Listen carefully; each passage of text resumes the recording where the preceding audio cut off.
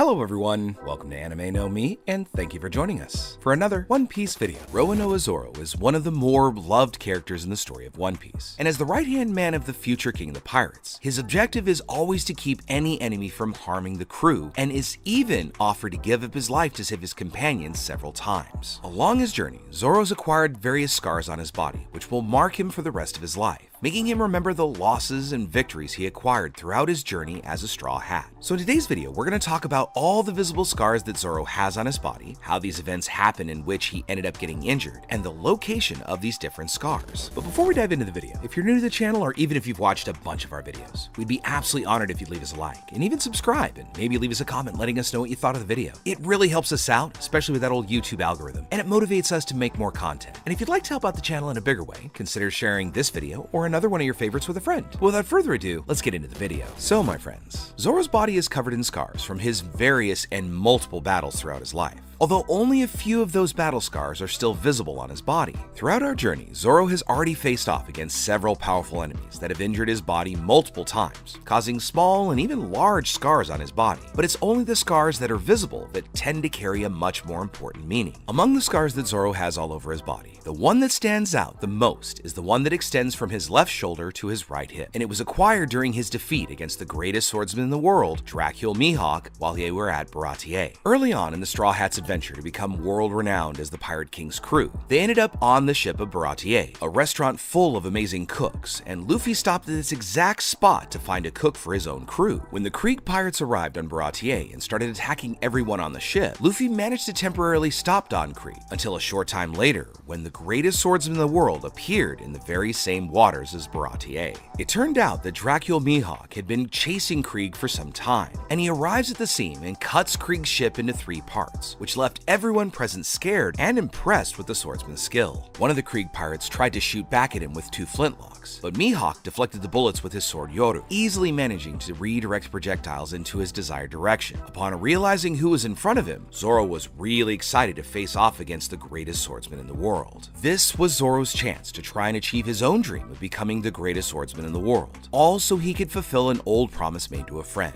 So Zoro challenged Mihawk to a duel. At the time, Mihawk didn't consider Zoro as someone capable of rivaling him, but accepted the duel nonetheless, saying that it would show him the difference in strength between them without using his strongest sword. So Mihawk placed Yoru back on his back while Zoro watched along. Then, the greatest swordsman in the world drew his kogatana, a small blade that had been hidden in the cross of his necklace. This would be the weapon that he would use to duel the swordsman from the East Blue, telling Zoro that he didn't have a smaller sword to further diminish Zoro's strength in front of him. As Mihawk set himself into a fighting position, Zoro rushes forward to the greatest swordsman in the world in order to hit him with one of his 3 sword techniques. But as predicted, Mihawk easily blocked all 3 swords with that small kogatana. After blocking Zoro's attack, Mihawk wondered what Zoro's purpose was, what the motives were that led him to confront him. Zoro then unleashes a new attack, but Mihawk stabbed him in the chest before Zoro's swords could reach him. Mihawk then asked Zoro why he didn't back down, and Zoro replied that he wanted to fulfill an oath that he had made, so he'd rather lose his life than run away from a battle. Even more so in this great combat in which he could see his goals actually come true. So out of respect for Zoro's defeat, Mihawk drew Yoru to end the battle. Zoro again charges towards Mihawk and performed his strongest attack, but Mihawk responded by breaking 2 of his swords and slashing him in the chest. Zoro turned to face Mihawk's next strike, avoiding the bigger swordsman slashing at his back. This move impressed Mihawk because Zoro stated that a wound in the back is disgrace to a swordsman, so Mihawk ended the duel by slashing him diagonally across the chest, holding back just enough that he didn't take Zoro's life. In that very one-sided duel, Mihawk still recognized the great determination and mastery of swords that Zoro had, and in that moment decided to wait for the day when Zoro would become strong enough to offer him a truly worthy duel. After the duel, Luffy pulls himself towards the Krieg pirate ship to angrily attack Mihawk, but Mihawk easily dodges his punch, and then told Luffy that he had not killed Zoro, and called on his defeated opponent to move on and meet him at the top so that one day Zoro could end up surpassing him. Mihawk then listened as Luffy shared his dream of becoming the Pirate King, and smiled as a barely conscious Zoro promises Luffy to never lose again. And he then told the two that he was looking forward to meeting them again, but at that moment, He was then confronted by a vengeful Don Krieg. However, Mihawk had no further interest in chasing Krieg's crew, so when Krieg attacked him, Mihawk dealt the ship a final blow and departed before chaos could ensue. So as we can see, this scar that Zoro carries is one of the hardest and most determined promises that Zoro has ever made in his life, to never lose again until he becomes the greatest swordsman in the world.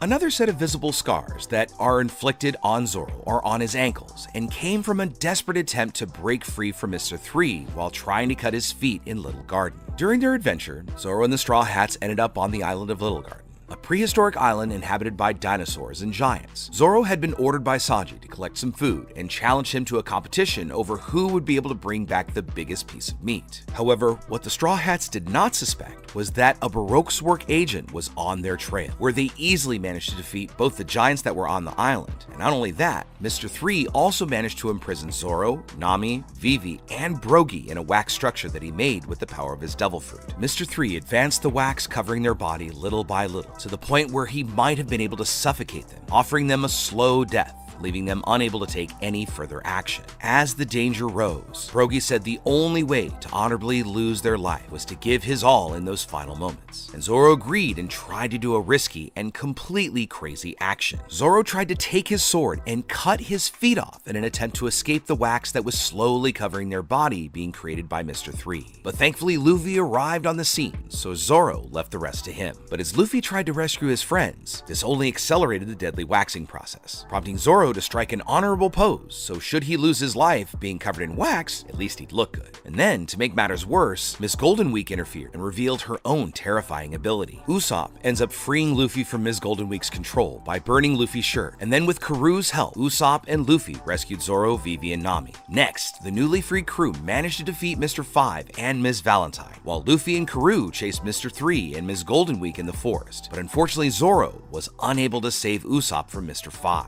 Following all the events on Little Guard, the crew then left, being propelled by the Island Eater, and departed for Alabasta in search of freeing the country from the great enemy called Sir Crocodile. So again, we see Zoro gets a scar during a decisive combat, but this time it was himself that caused the scar so he could escape and try and save his companions. Finally, the last visible scar that we'll discuss in this video that Zoro has was acquired during the time skip, and of course the scar we're talking about is the one that goes over his left eye. A scar that Zoro gained during his training with Mihawk, but yet we still don't know how and when this scar was earned. There have been many ideas in the community that Mihawk himself may have been responsible for making the scar, since he was training with the greatest swordsman in the world. But the cut is quite small, and Mihawk would have had to use his Ko-Katana in order for Zoro to earn that scar. And with all the mystery surrounding this scar behind it, it's probably just something that's just meant to be visual, making Zoro seem cooler or more menacing in his appearance, a look much more worthy of a true pirate. Throughout their journey, Zoro has probably also received other injuries that it could have easily formed scars, although they may not have been shown because they didn't necessarily pertain to a very important meaning in the story. For instance, during his fight against Mr. 1, Zoro received several slashing blows to his body, which could have easily made scars all over there, scars which would carry great significance. Because in this battle, Zoro says that if something as common as a wound takes a man's life, that man lived a common life.